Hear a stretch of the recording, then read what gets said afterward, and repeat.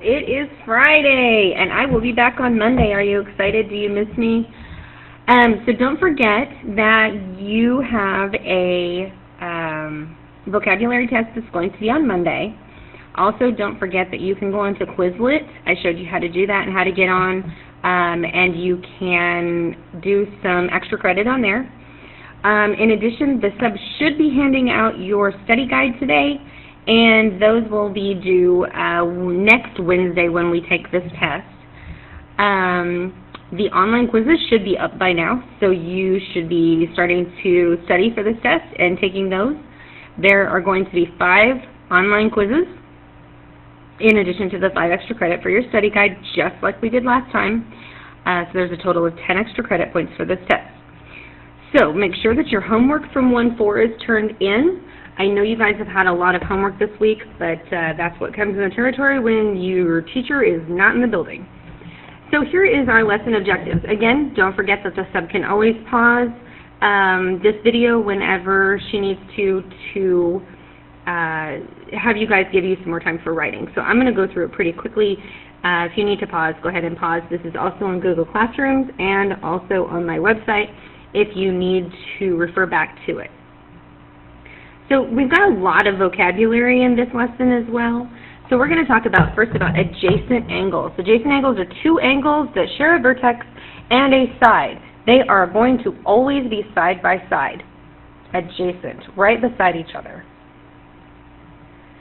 We're going to talk about a linear pair. A linear pair is adjacent angles whose outside rays create a line. Their sum is always going to be equal to 180 degrees.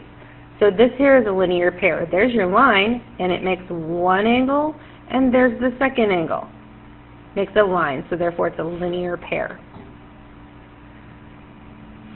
Next one is vertical angles. Vertical angles are 2 non-adjacent angles formed by intersecting lines. Non-adjacent, so they are not going to be side by side. Usually when you see vertical angles, they're going to look like an X.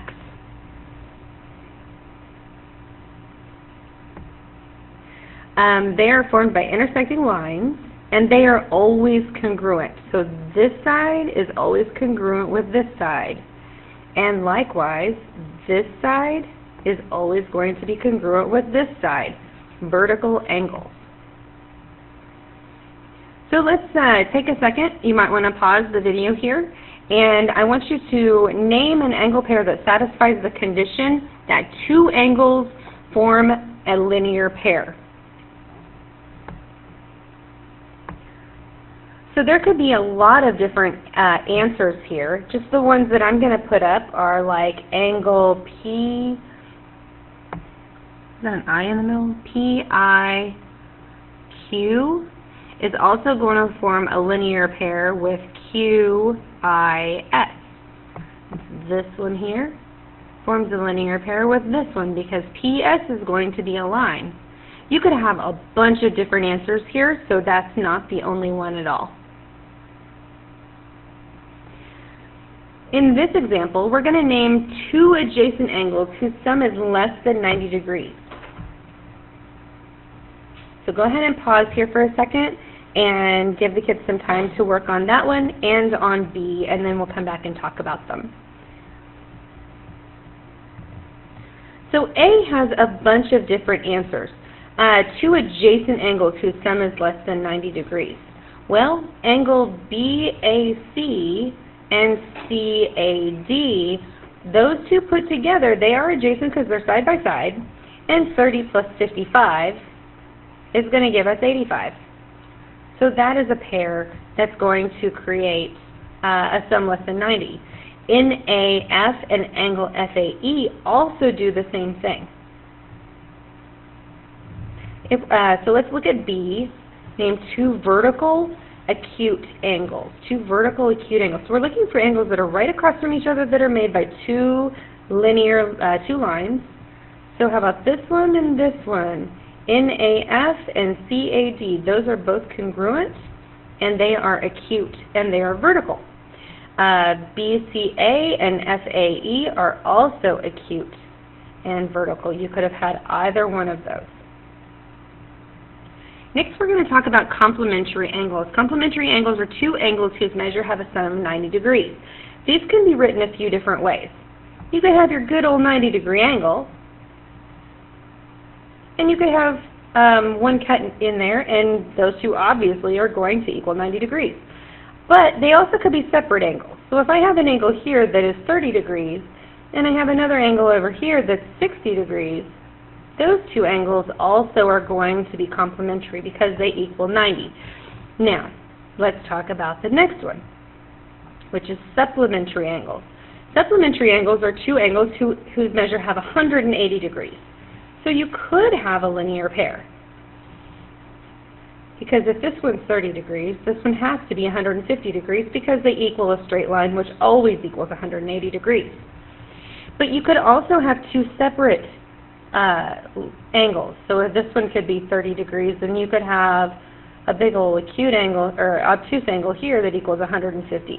These two are also supplementary. Now I have some kids that have trouble remembering those. Here's how I do this. I do ABCs and 1, 2, 3s. This is a really easy way to remember the difference between supplementary and complementary and which angle measurement goes with it. If you put complementary and supplementary in alphabetical order, and then you put 90 degrees in numeric order with 180 degrees, so this one comes before this one comes before this one, complementary will always go with 90, supplementary will always go with 180. Just a really quick and easy way that you can remember those. So now you might have to see some things like finding missing angle measurements. Well, we know that this is a linear pair. So if I add this one plus this one plus this one, we know it's going to equal 180 degrees. So a lot of these are just trying to figure out exactly what they're looking for and then using our common sense or a little bit of logical knowledge to figure out how to set it up. Our next one that we're going to talk about is perpendicular lines. Perpendicular lines are two lines that intersect to create four right congruent angles. And we write them with this little line right here. And we say this as perpendicular to. So this is a sentence down here, and it says line AB is perpendicular to line DE. So here's a type of problem you might see. Find x and y so that ray KO, and ray HM are perpendicular. Go ahead and pause here and work out the problem, and then turn it back on and see if you are correct. So if we know ray KO and ray HM, we're wanting those to be perpendicular. So we know that 3x plus 6 and 9x are going to have to equal 90 degrees if we add them together. Oops, 3x plus 6. And those together equal 90 degrees. So we have 12x plus 6 equals 90. And we have to subtract 6 from both sides. And we get 12x equals 84. So we know that x is going to equal 7. So now we found x. Now we need to find y. Well, if we know that angle KJH is going to be a vertical angle to angle MJO, so we have a reason why those two are equal to each other. So now we need to find y. Well, we know that x equals 7. And if we know that x equals 7, then we can figure what 9x equals. So 9 times 7, which is 63, is going to be equal to, oh wait, go back. I messed that up, I'm sorry. This whole thing here has got to be equal to this whole thing. So we know that this is 63 because x is 7. 7 and 3 is 21 plus 6, so we know this is 27. So we know this whole thing is going to equal 90 degrees. So therefore, 3y plus 6 must also equal 90 degrees because they're vertical angles. And vertical angles are congruent. So we're going to subtract 6 from both sides. And we're going to find out that 3y equals 84. And divide by 3. And y should equal 26, I think. No, that's not right. That's what I get for not using a calculator. 84 divided by 3 is 28. Y equals 28 is what you should have had. And x equals 7. So here's another example. Find x so that AD and CE are perpendicular. So we're looking at AD and CE. We want them to be perpendicular, so we want this to equal 90 degrees. So we're going to add 4x plus 5x, and that should equal 90. So we have 9x equals 90, and x is going to equal 10. So something that we learned pretty quickly in geometry, though, is that we have to have a reason for everything. There are certain things that we can assume. There is nothing that we can assume. You have to know everything. There are very few things that can actually be assumed, and there are these. They're things that they look like, but you have to be careful. We cannot assume that perpendicular lines are perpendicular. So we cannot assume that these two are automatically 90 degrees. There's nothing that tells us that. We cannot assume that angles are congruent because they look congruent.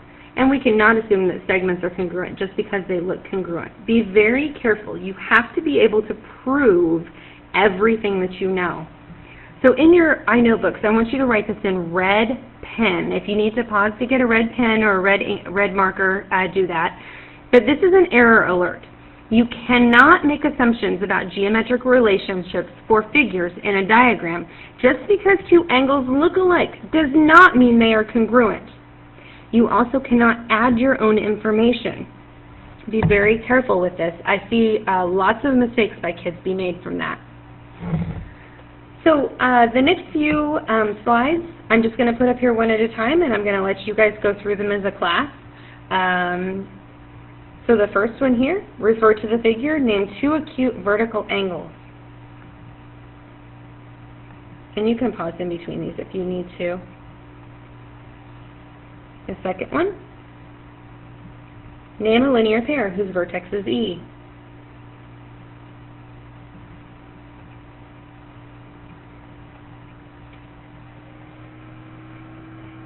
Name an angle supplementary to angle BEC.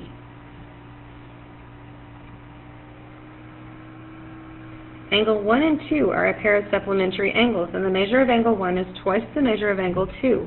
Find the measures of both angles.